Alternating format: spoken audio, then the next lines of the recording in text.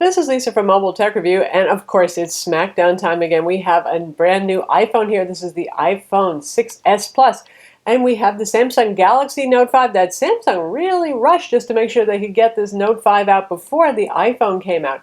Both of these have big displays, lovely, highly colorful displays, classy designs, a very different design philosophy. Definitely top of the game for both of these manufacturers. So how do you pick between them? We're going to look at them now. So here we have two fabulous phablets. Wow, that's something we never got to say about Apple phones until fairly recently, a year ago when the iPhone 6 Plus came out. Now we're up to the iPhone 6s Plus, which is what we have in our hand right here. Design-wise, it looks the same as the previous generation iPhone 6 Plus. We have the gold back model here. You can get it in the new rose gold, which looks like pink, or silver, or space gray. You can watch our review of this phone if you want to know everything about it. Design, again, unchanged pretty much. For Samsung, a big design change. After years of making plasticky phones that people moaned about, well, they've gone all classy and glassy here. So we have the white one. Obviously, you can also get it in black in the United States. Metal on the sides, genuine metal, not faux metal anymore. A nice looking phone. And on the back, also glass. Certainly a pretty phone. And the white one is a good choice just because it doesn't show fingerprints so much. The black one gets pretty icky looking really quickly. So if you're one of those, tidy types, you're going to want to wipe it all the time if you get the black model. Undeniably, it's a good-looking phone, but it's also something of a delicate phone. Now, Square Trade, the folks that they abuse phones professionally because they put out warranties for these phones, so they want to know how much risk they're engaging in, say that this one is not terribly bendable. That metal frame really is functional there, but obviously you got glass on two sides. So, yeah. Keep that in mind if you're a klutzy kind of person. Of course, you can always get a rugged case, but the challenge is when you've got a 5.7-inch phone, it's already a big phone. Putting a big rugged case on it's going to make it really huge. Now the iPhone, on the other hand, we had Bendgate last year. Bendgate was where if people put this in their back pocket and sat down on it, it just might bend. Now I personally don't recommend putting phablets in your back pocket. They are too big, they are too thin these days and made of pretty designer materials. So take that for what it's worth. But Apple's using new 7000 series aluminum with more zinc in it, and it indeed is more bend resistant, significantly much better than the last generation. And it did slightly better on Square Trade's tests of durability, but honestly, they scored pretty similarly. The only difference would be here you don't have black glass to shatter on the back. Of course, it is aluminum and it might scratch on you. That's always a possibility with either of these. If you drop them on their face, you're probably going to be in trouble. So really, it comes down to which design you prefer, the all-glass thing or the metal on the back kind of thing, and how secure you are in holding your phone. The glass phone, of course, is going to be a little bit more slippery. Now, Samsung does put ergonomic curves here so your hand can wrap around the edges. It does help a little bit, but it is the slipperier one, the one I would for sure put a case on. But I know most of you put cases on all your phones, so again, mood. In terms of aesthetics, I leave that up to you. I think they're both very attractive phones. Beauty is in the eye of the beholder, so you decide which one you think is prettier. Some design elements are very similar. They both have actual physical home buttons that act as the place where your fingerprint scanner is for biometric security. The bottom, they're actually very similar. You can see the speaker at the same location right there, and we have the USB connector in the center using lightning style connector for the iPhone, standard micro USB 2.0 on the Samsung, and our headphone jack over here. They even have the power button in pretty much the same location right up there on the side. And they have the volume controls on pretty much the same side over here. Now Apple adds their little lock over here you can use for something like rotation lock or to silence it, whichever you want, so difference there. Now on the Samsung on the top we have no more IR window. This is the year where Samsung went pretty, but they have removed features. So there is no more IR blaster that you used to have for your AV remote control. There is no micro SD card slot, and there's no removable battery. So those all used to be big pluses versus the iPhone. So now they're on even ground there. Interesting, isn't it? One thing I will note in terms of ergonomic design, just as I've been handling this phone, you probably couldn't see it because I tried to keep those little faux pas hidden, but it's very easy to accidentally start doing things on the screen. That's the price you pay for those really thin bezels. I'm going to keep harping on this until manufacturers start listening, and maybe you folks watching this understand that, yes, really skinny bezels might look good, but usability-wise, they can lead, especially if you have big enough hands to wrap around here, to accidental presses, making phone calls by accident, starting applications, especially with the capacitive home buttons that are here. Instead of using the on-screen buttons, being right near the edge there, it's easy if your palm exceeds over it. Just like that, you can start activating, the buttons and stuff like that. So a little bit annoying. So I'll say that I stand in favor of the iPhone's slightly larger side bezels. Not really huge either, but just slightly larger. And Apple uses little technology to try to not pay too much attention to the edges, side edges of the screen, knowing that you might actually touch on it. So it does help. As I said, both of these have a fingerprint scanner embedded in their home button. The latest generation on the iPhone is uncannily fast. It works so fast you think it's actually not doing anything, but happily it is. Samsung's has improved a lot and is sort of like the last generation iPhone 6 fingerprint scanner, which is to say it's pretty good, but it's not as quick, and once in a while you'll have to try more than one time to get a reading. But overall, it's very usable, but this is obscenely fast. There's no barrier to using security on your phone anymore. It's that quick. Now, in terms of display, here where Samsung on paper certainly is the better one, and maybe more than just on paper. Viewing angles on both of these are very good. Now, IPS viewing angles tend to be good, and the Retina display is an IPS display, but the latest generation of Super AMOLED displays have really wildly good viewing angles too. Also pretty low reflectance. As you can see, both of these are, relatively speaking, not reflecting that much of our studio lights. Super AMOLED on the Samsung. If you're used to a Samsung display, you're going to like it. It has better than life colors. It exceeds sRGB. In fact, it's about 132% of sRGB, which means it's getting into Adobe RGB territory for those of you who are color mavens and know what all that stuff means. There is a standard mode that you can enable on this. This is a couple of different display profiles if you just want to see 100% sRGB, which would be the most realistic for those who care about seeing realistic photos. Apple's does 101% of sRGB, so you've got complete coverage there in terms of how we measure technology displays, which means your computer, your phone, that sort of thing, not your TV. Those get to have even higher color gamut.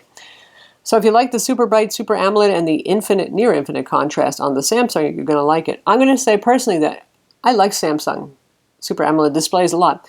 And usually if I have to switch to another phone with an IPS display, I'm kind of like bummed because I do enjoy Samsung's colors. But with the iPhone 6S and 6S Plus, I don't feel so bummed. It actually looks really nice and gorgeous too.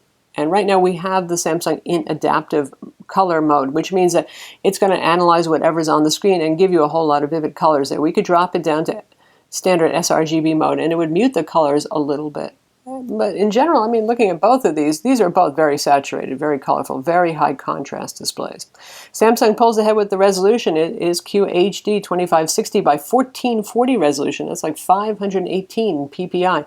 The iPhone 6s Plus is 1920 by 1080. It is also a slightly smaller display, 5.5 inches versus 5.7 inches, so its PPI is 401.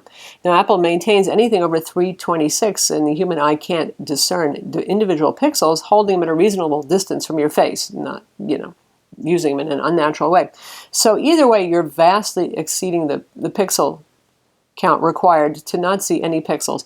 And the current pixel race is insane, where we're getting into 4K phone displays. This is just silly. Nobody can see that. So I would say that if you gave these two displays to somebody who didn't know the difference, they would not be able to tell you the difference in resolution. But I know some of you really like your specs. And if you're watching higher resolution video nowadays, like on YouTube, you can get 1440p video and all that kind of thing. There can be a benefit. You're gonna render at more accurate aspect ratio, pixel density, all that sort of thing on the Galaxy.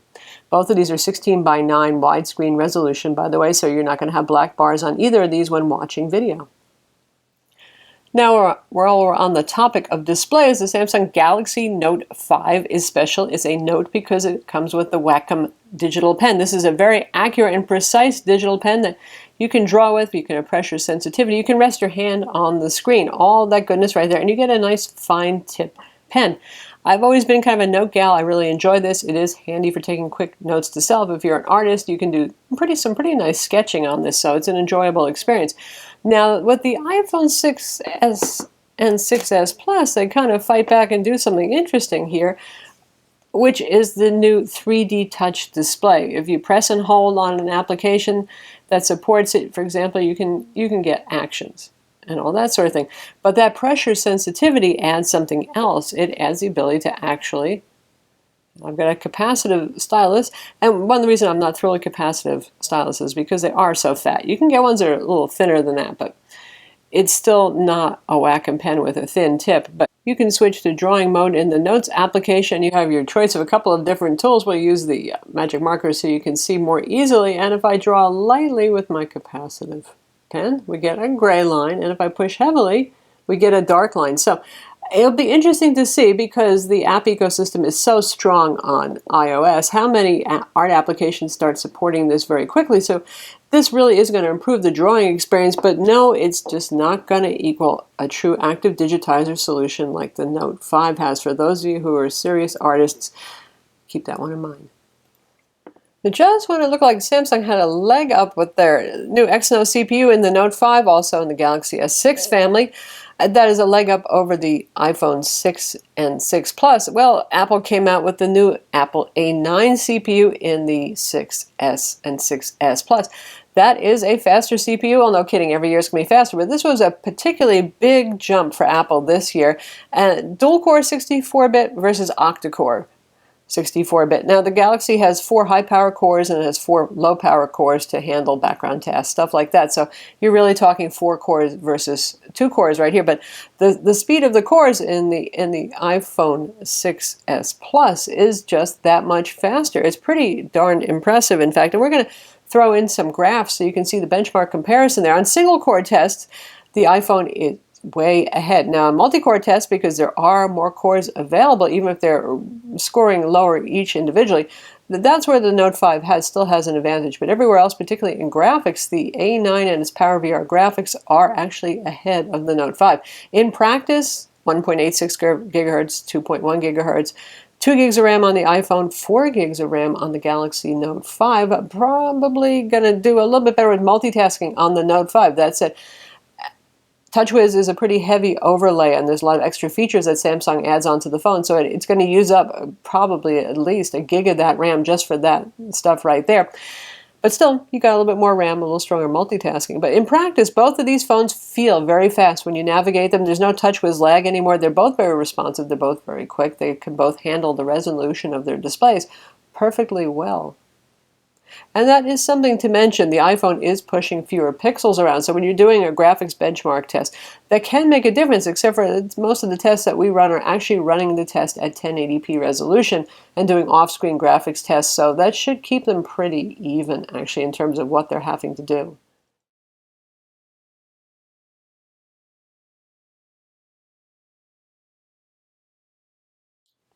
How about audio quality? Both of these have a speaker right at the bottom over here, and both of them have pretty good audio. I mean, for a phone that doesn't have a set of front-facing speakers like certain Moto phones, the HTC One M9, decent enough sound. I would say the iPhone's a little bit more full-sounding, but in terms of volume and in terms of clarity, they're both on equal footing. In terms of battery life, they have almost the same capacity batteries, and unsurprisingly, given the fact that these are large batteries at 3,000 milliamps or just below for the iPhone, they're going to be some of the longer runtime smartphones on the market. So the iPhone 6s Plus, so far I've been averaging an actually shocking amount of screen on time with it, about 7 to 9 hours, depending on what I'm using it for.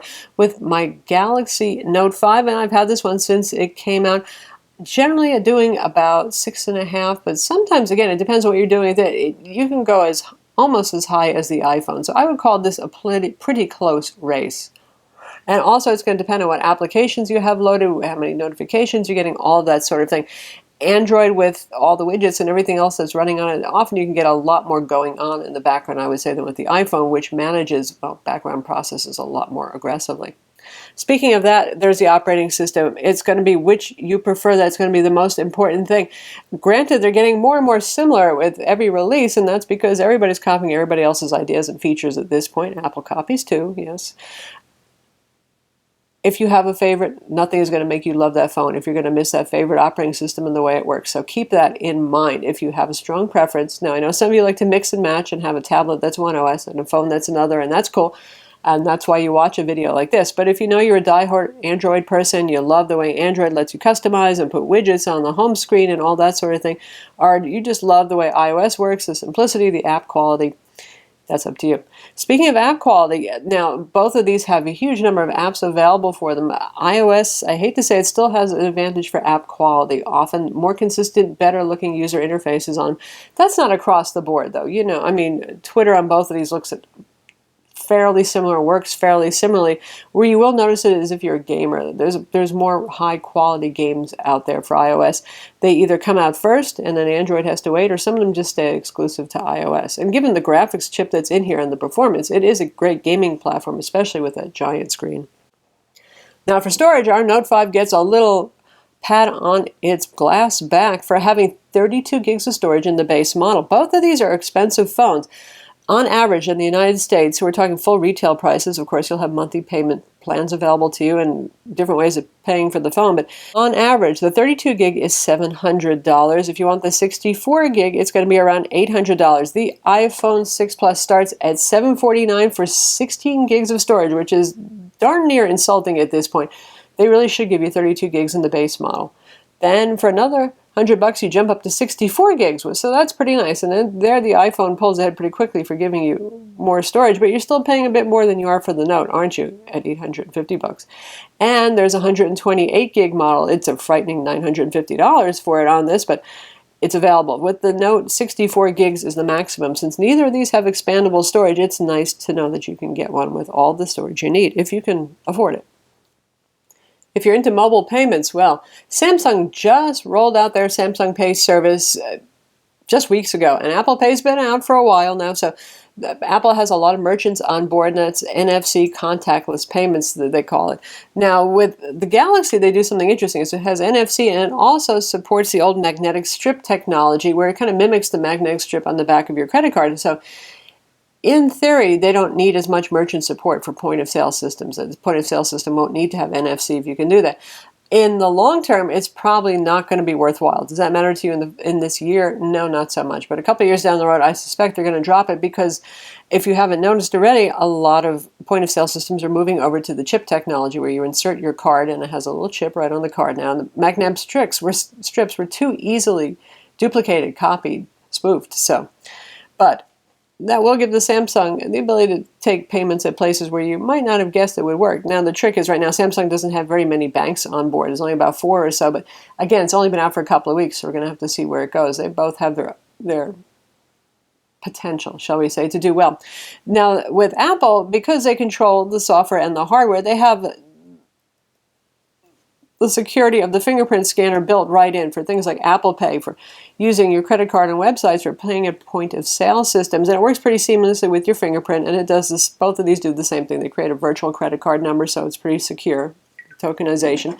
Now, with the Samsung, they're going to have to wait for Android OS 6.0 Marshmallow, which is going to have biometric security integrated into the operating system. And at that point, hopefully you'll be able to use it for fingerprint scanner for things like buying stuff on Google Play and all that sort of thing, whereas with this guy, you already got it integrated into your App Store purchases. So looking to the future here for Marshmallow to see what happens with the fingerprint scanner.